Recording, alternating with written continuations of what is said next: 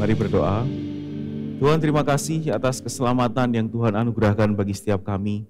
Tuhan Yesus mati untuk menebus kehidupan kami, sungguh kami bersyukur atasnya. Sebab itu Tuhan, siang hari ini kami rindu memberikan yang terbaik, yaitu seluruh hidup kami untuk beribadah kepada Tuhan. Dan saat ini tiba waktunya kami hendak mendengarkan kebenaran firman-Mu. Tolong setiap kami yang ada di tempat ini, baik kami yang mendengarkan maupun hamba-Mu yang menyampaikan firman Tuhan, supaya Roh Kudus boleh berkuasa dalam diri kami, sehingga kami mengerti apa yang menjadi maksud Tuhan. Terima kasih ya Bapa, kami menyerahkan waktu ke depan ini ke dalam tangan-Mu, di dalam nama Yesus kami berdoa. Amin. Silakan duduk, jemaat yang terkasih. Shalom, selamat pagi.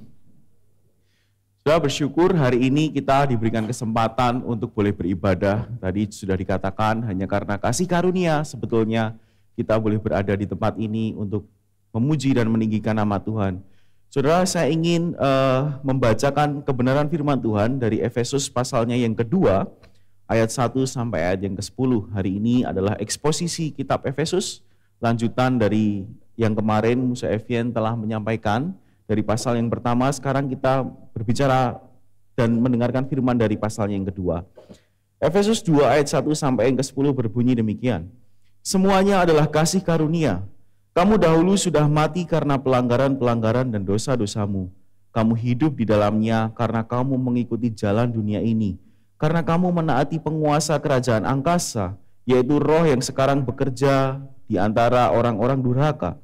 Sebenarnya kami semua juga terhitung di antara mereka, ketika kami hidup dalam hawa nafsu daging dan menuruti kehendak daging, dan pikiran kami yang jahat. Pada dasarnya kami adalah orang-orang yang harus dimurkai sama seperti mereka yang lain. Tetapi Allah yang kaya dengan rahmat oleh karena kasih-Nya yang besar yang dilimpahkannya kepada kita telah menghidupkan kita bersama-sama dengan Kristus. Sekalipun kita telah mati oleh kesalahan-kesalahan kita, oleh kasih karunia kamu diselamatkan. Dan di dalam Kristus Yesus Ia telah membangkitkan kita juga dan memberikan tempat bersama-sama dengan Dia di surga. Supaya pada masa yang akan datang Ia menunjukkan kepada kita kekayaan kasih karunia-Nya yang melimpah-limpah sesuai dengan kebaikan-Nya terhadap kita dalam Kristus Yesus. Sebab karena kasih karunia kamu diselamatkan oleh iman. Itu bukan hasil usahamu, tetapi pemberian Allah. Itu bukan hasil pekerjaanmu. Jangan ada orang yang memegahkan diri. Karena kita ini buatan Allah, diciptakan dalam Kristus Yesus untuk melakukan pekerjaan baik yang dipersiapkan Allah sebelumnya. Ia mau supaya kita hidup di dalamnya. Sedemikian jauh pembacaan kita akan firman Tuhan. Saudara yang terkasih, eksposisi surat Efesus pasal yang kedua ini saya berikan judul Keselamatan Jiwa, dalam tanda petik, apakah ini tentang kita, saudara? Kita akan menjawab pertanyaan ini nanti, saudara. Tapi sebelum itu saya ingin menunjukkan kepada saudara sebuah video yang saya kira video ini familiar.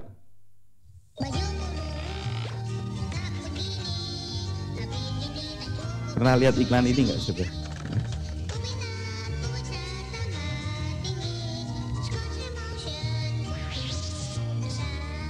Sekali lagi ya, saudara, karena cuma pendek doang, jadi sekali lagi deh.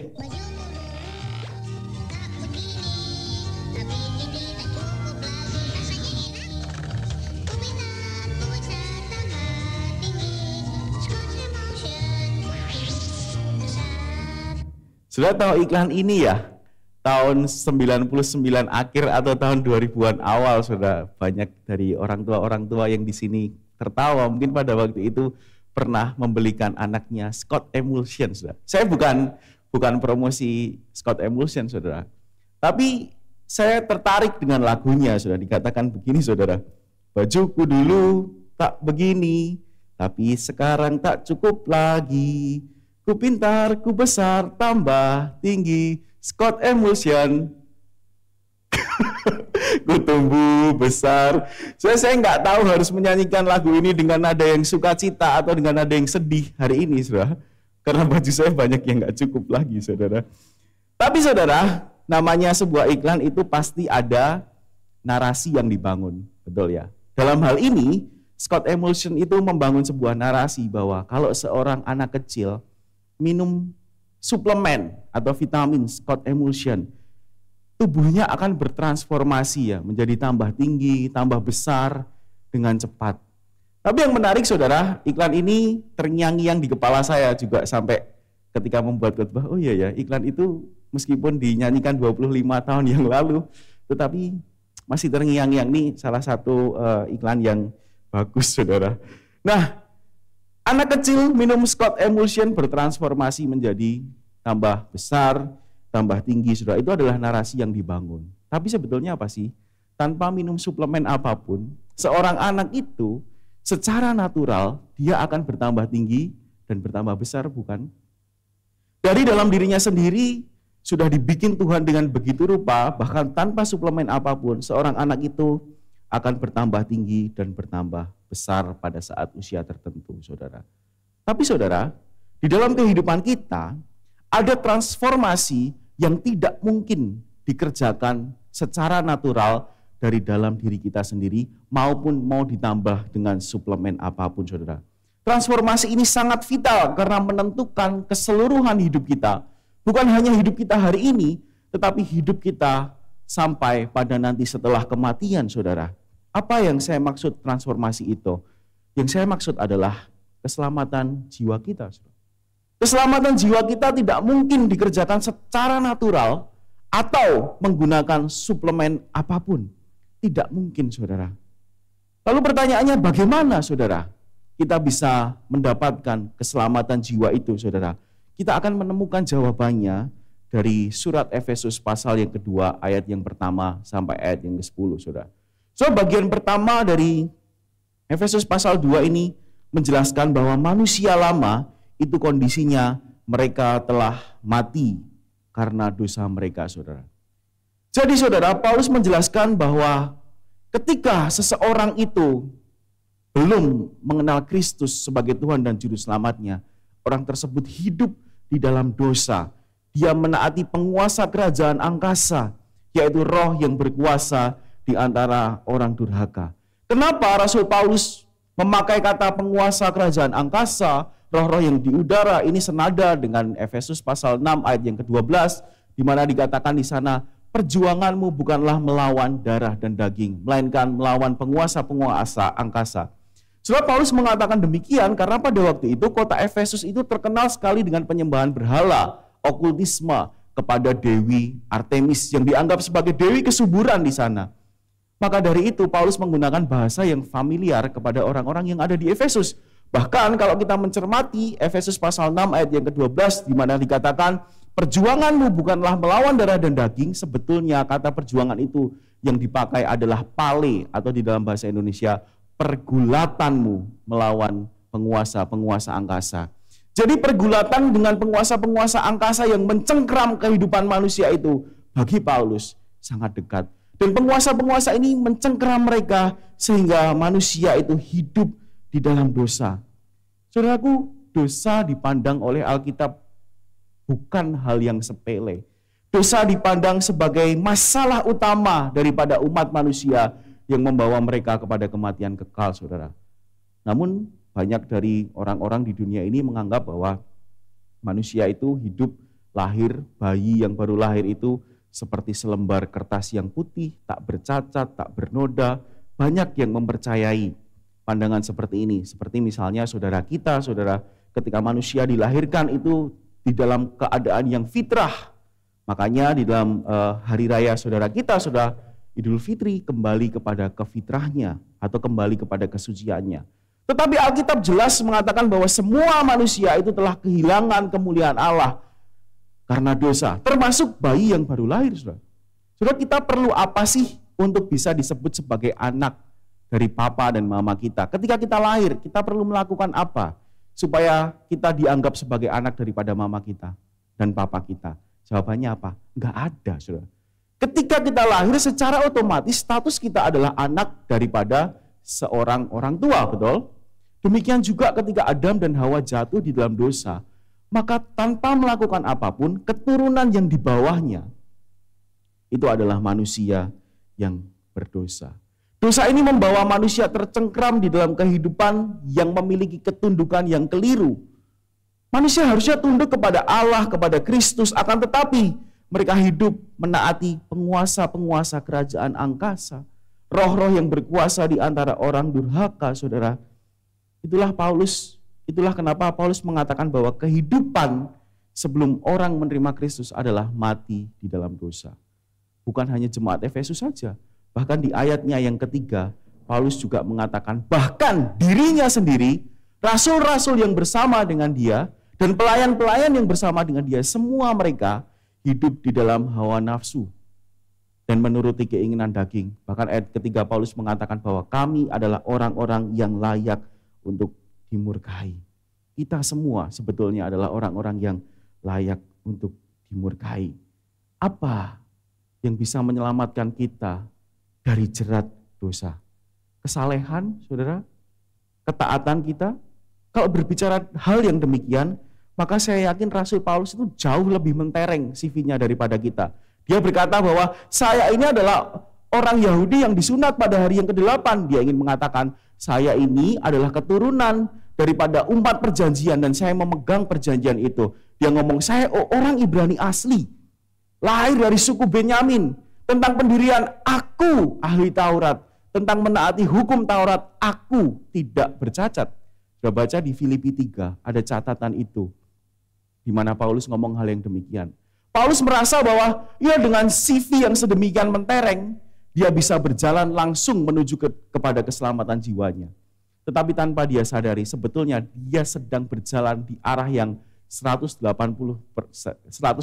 derajat atau berlawanan daripada mendapatkan keselamatan jiwa itu. Dia menuju ke arah yang salah sampai Kristus menemuinya di Damsyik, saudara. Kesalehan dan ketaatan kita itu sia-sia, saudara. Jika tujuan akhirnya adalah keselamatan bagi jiwa kita, saudara. Lantas, bagaimana kita dapat mendapatkan keselamatan itu? Kalau ketaatan kita dan kesalehan kita sia-sia, saudara. Bagaimana, saudara? Jawabannya adalah hanya karena kasih karunia Allah. Saudara, jikalau kita berusaha menaati seluruh perintah Tuhan dan kita berharap kita bisa selamat karena ketaatan kita, itu mustahil, saudara. Sama seperti seorang ibu-ibu yang sedang membuat roti untuk anaknya, saudara, untuk keluarganya. Dia mulai mencampurkan tepung terigu, saudara. Dia mulai mencampurkan mungkin gula, saya tidak tahu apa komposisinya. Lalu dia mulai memasukkan telur Wah, telur 1 sampai telur yang kelima itu telur omega, saudara, yang warna orange. Bagus, saudara. Lalu kemudian telur yang ke-6 sampai telur yang ke-9. Itu telur yang lebih bagus lagi, lebih mahal lagi dimasukkan. Tapi tanpa sengaja di telur yang ke-10 dia membuka telur itu, lalu kemudian memasukkannya tanpa dia sadari ternyata telur itu adalah telur yang busuk. Tapi sudah kadung di mixer. Pertanyaannya, saudara, meskipun hanya 1 telur saja yang busuk, apakah hidangan itu layak untuk dikonsumsi? Jawabannya tidak. Jika ibu itu membuat roti itu untuk seseorang yang memiliki kedudukan yang tinggi, dan orang itu tahu bahwa ada 1 telur yang busuk yang masuk di dalamnya, sudikah orang yang dengan jabatan tinggi itu menerimanya? Tentu saja tidak, saudara.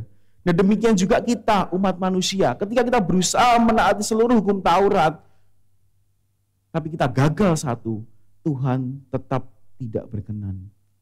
Tetapi syukur kepada Tuhan kita, Yesus Kristus, yang datang ke dalam dunia, menebus hidup setiap kita, saudara. Di atas salib, saudara, ditimpakan murka Allah karena dosa umat manusia. Di atas salib itu, Allah memalingkan wajahnya daripada Tuhan Yesus karena dia sedang menanggung dosa kita. Di atas salib itu, Tuhan Yesus berseru, Allahku, Allahku, mengapa engkau meninggalkan aku? Saudara, apa yang dilakukan Tuhan di atas kayu salib? Menanggung dosa kita, supaya jalan keselamatan itu terbuka bagi setiap kita. Tidak ada orang lain yang bisa menyelamatkan jiwa manusia selain daripada Tuhan Yesus Kristus. Dan Roh Kudus hari ini memampukan kita untuk menerima Tuhan Yesus Kristus, menerima pengorbanannya di atas kayu salib, menerima kasih karunia-Nya seperti ada tertulis, sebab karena kasih karunia Kamu diselamatkan oleh iman. Itu bukan hasil usahamu, tetapi pemberian Allah. Jangan ada orang yang memegahkan diri. Saudara, melalui kebenaran firman Tuhan ini kita tahu bahwa keselamatan jiwa bagi kita adalah semata-mata anugerah Allah melalui karya penebusan Kristus, di mana Roh Kudus memampukan kita untuk menerimanya sebagai Tuhan dan Juru Selamat kita. Bahkan keinginan kita untuk bisa menerima Tuhan Yesus Kristus, itu datangnya dari Tuhan itu sendiri. Itu yang diajarkan oleh teologi Kristen, saudara. Kristus itu adalah figur yang paling sentral di dalam kekristenan. Kasih-Nya itu sudah mengubahkan hidup manusia, termasuk saya yakin saudara-saudara yang duduk di tempat ini. Saudaraku yang terkasih di dalam Tuhan, awal bulan lalu saya berkesempatan untuk mengikuti sebuah seminar yang diselenggarakan di salah satu kota, saudara, di Jawa Timur. Seminar ini merupakan seminar misi yang diikuti banyak misionaris yang pulang ke ladang, dari ladang untuk mengikuti seminar ini. Banyak dari mereka yang melayani di Afrika, banyak dari mereka yang melayani di Timur Tengah atau di pedalaman-pedalaman di Indonesia, datang ke tempat itu. Mereka melayani salah satu suku, di mana suku itu disebut sebagai unengaged, unreached people group. Artinya tidak ada satupun orang Kristen di suku itu, tidak ada gereja satupun di suku itu. Nah, orang-orang ini melayani di sana, lalu kemudian datang seminar dan mereka menyaksikan apa yang menjadi pelayanan mereka, saudara. Banyak dari mereka yang kesaksian, tetapi saya tertarik dengan kesaksian salah seorang dokter, saudara. Jadi ada dokter wanita keturunan Tionghoa, mungkin umurnya itu di bawah saya ya, 2 atau 3 tahun, begitu, antara 27 atau 28. Dia berasal dari keluarga yang cukup mapan, dia pintar, ya kalau nggak pintar nggak bisa jadi dokter ya, saudara. Dan dia berparas cantik juga, saudara. Saya perlu memberikan penekanan-penekanan ini supaya saudara mengetahui bahwa dokter ini di mata dunia, dia itu worth sekali. Kalau misalnya dia di kota besar, saya yakin banyak rumah sakit yang akan menerimanya untuk bekerja. Kalau dia berada di kota besar, saya yakin, saudara, pasti banyak cowok-cowok juga yang berlomba-lomba, saudara, untuk bisa mendapatkannya. Tetapi saudara, ketika dia menceritakan kehidupannya, dia katakan pada satu waktu Tuhan itu menyentuh hatinya, sehingga dia itu mengerti pengorbanan Kristus, saudara. Hatinya begitu terharu tentang Tuhan, dia bertumbuh di dalam Kristus.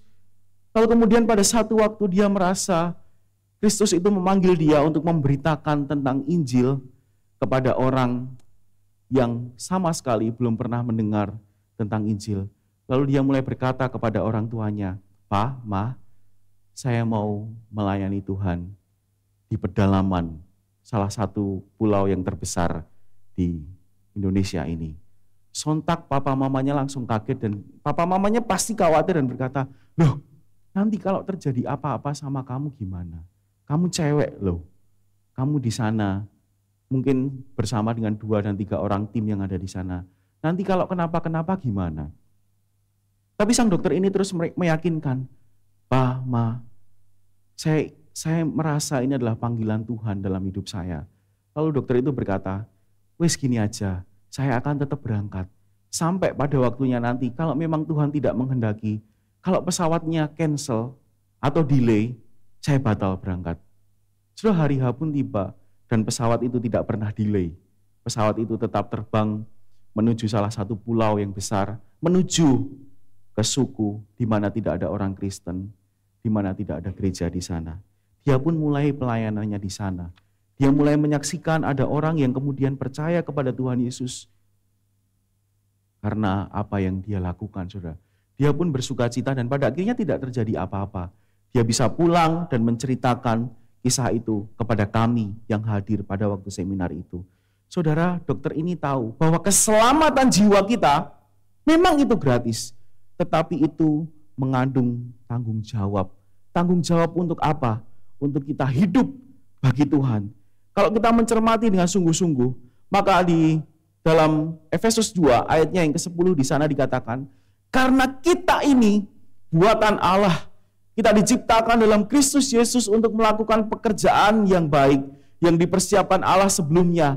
Dan Dia mau supaya kita hidup di dalamnya. Saudara, ketika kita diselamatkan Tuhan, jiwa kita dimenangkan oleh Tuhan, ingat, itu mengandung tanggung jawab supaya kita hidup di dalam rancangan yang Tuhan telah sediakan bagi setiap kita, yang ujungnya adalah kemuliaan bagi nama Kristus.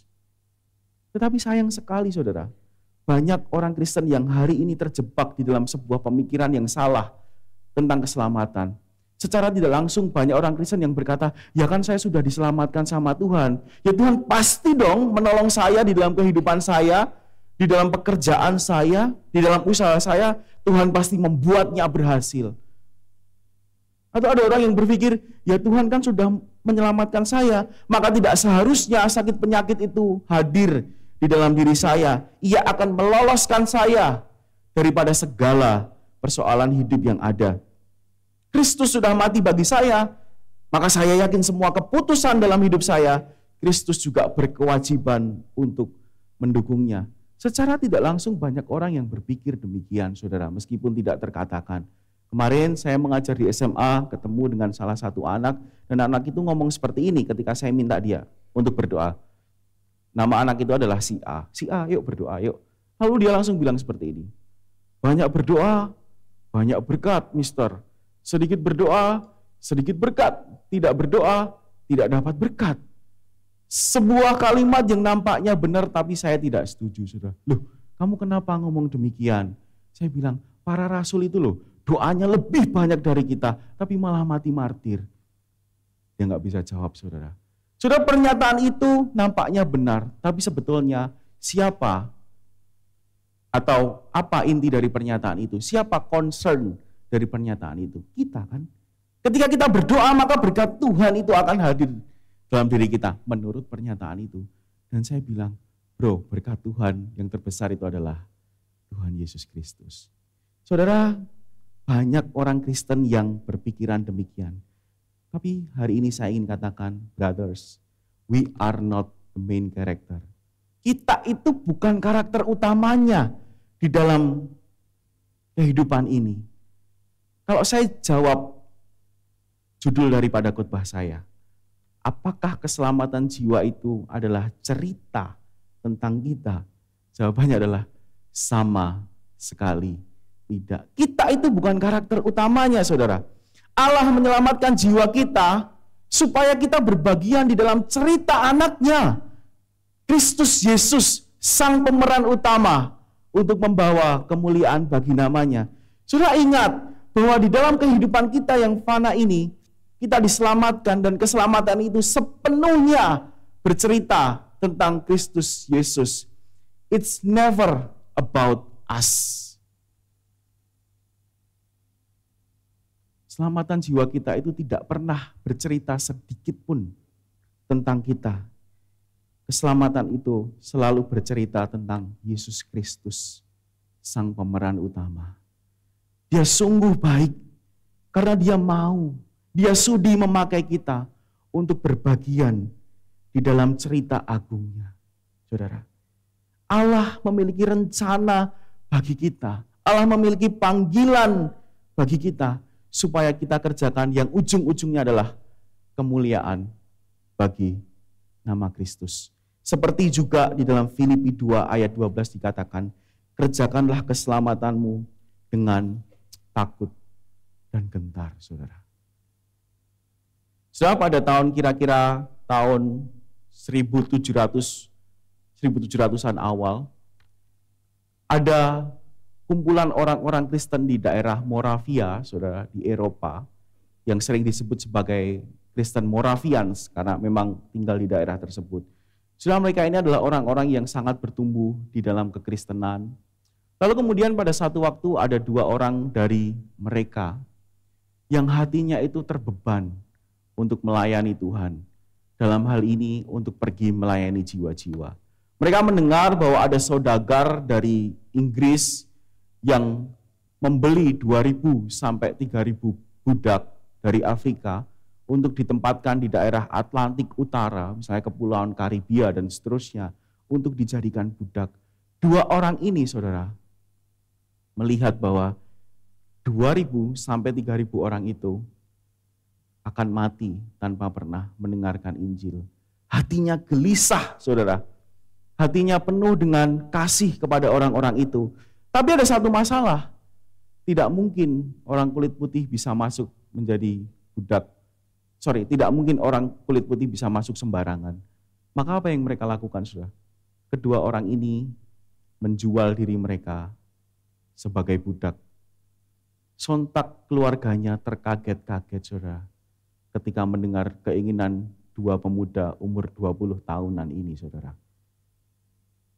Tetapi dua orang ini tahu bahwa itu adalah panggilan di dalam kehidupannya.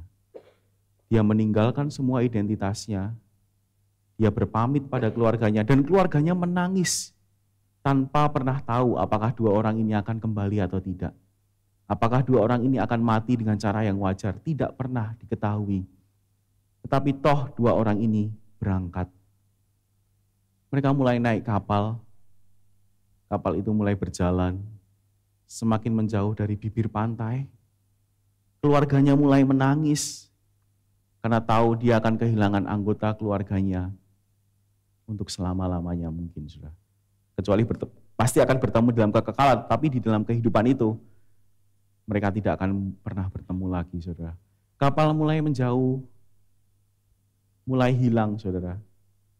Nah, ketika kapal itu sudah agak jauh, saudara, kedua orang ini bergandengan tangan, mereka mengangkat tangannya, dan dia mengatakan kata ini, "May the lamb that has been slain receive the reward of his suffering."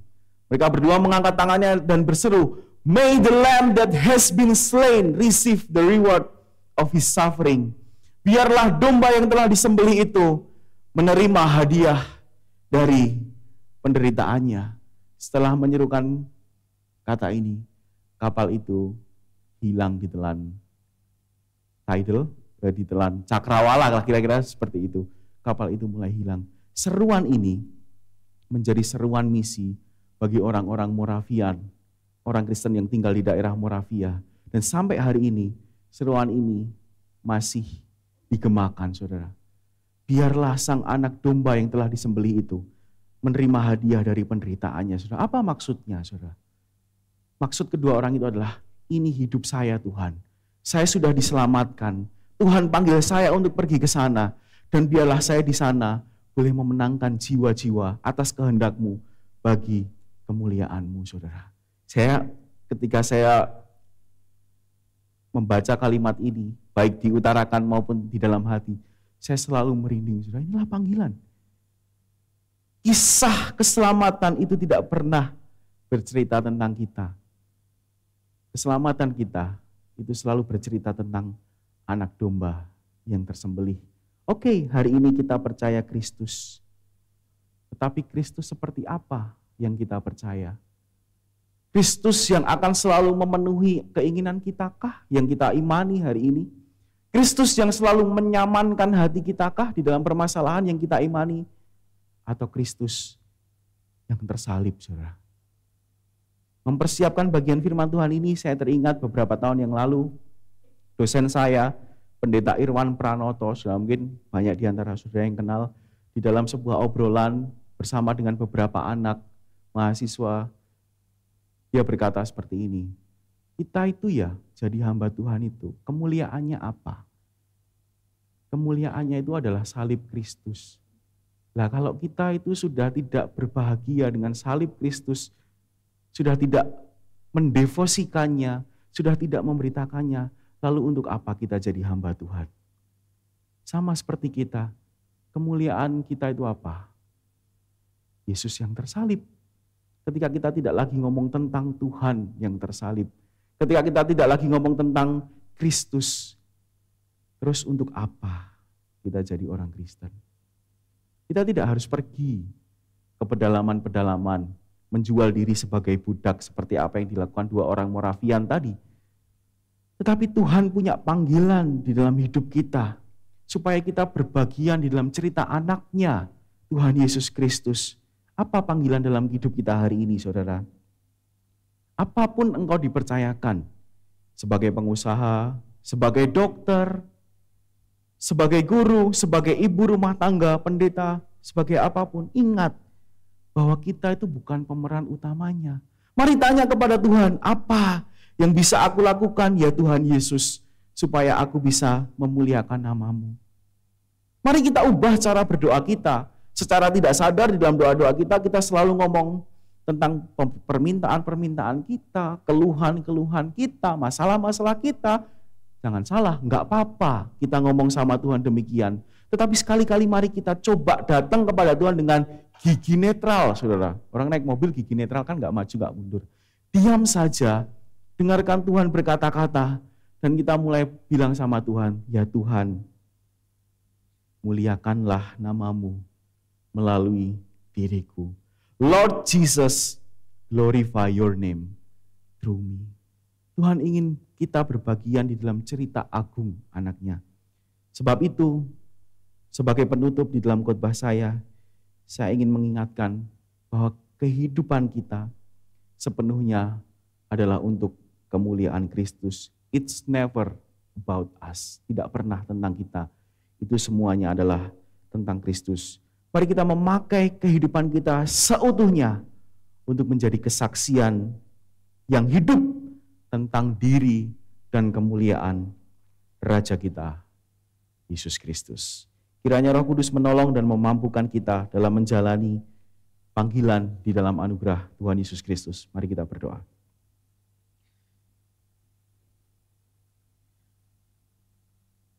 Ya Tuhan, terima kasih atas firman yang Tuhan sudah beritakan bagi setiap kami. Kami sadar ya Tuhan bahwa di dalam kehidupan kami itu tidak pernah berbicara tentang kami. Semua itu berbicara tentang Tuhan Yesus Kristus. Dan terima kasih ya Tuhan ketika Engkau, Sang Pemeran Utama, boleh mengundang kami untuk berbagian di dalam kisah agung-Mu. Tolong jemaat-Mu di tempat ini, kuatkan iman dan hati kami, sehingga hidup kita boleh memuliakan nama Tuhan. Di dalam nama Tuhan Yesus kami berdoa dan mengucapkan syukur kami. Amin.